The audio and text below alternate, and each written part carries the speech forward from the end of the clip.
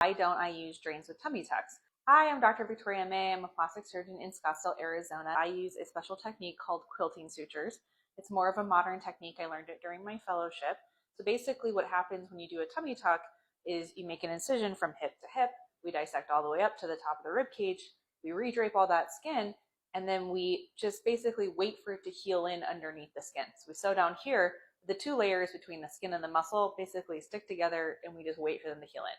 Now that causes something called dead space, or the potential for having space, because those layers aren't stuck together yet. They need to heal together.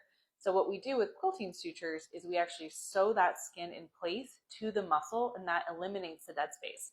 And why that's important is because when we have space between two layers of tissue, so between skin and muscle or fat and muscle, that gives the opportunity to develop a fluid collection. So seroma, which is just fluid, or a hematoma, which is a blood collection. And for a long time, we thought that placing drains like this underneath the skin with a little bulb on suction would help prevent those. Studies show that that's not actually the case. What does help prevent those is quilting sutures.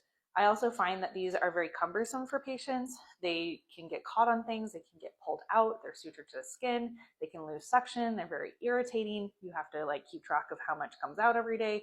And so as part of patient convenience and comfort, I find that patients are very happy with other drains, and it doesn't compromise their results or their risk of complications in any way. Big advocate of drainless tummy tucks. It's one of the things I love the most. My surgical practice is bringing new innovation and techniques in, and that's just one of the parts of it. Hopefully that answers your question. If you have any other questions or comments, drop them below.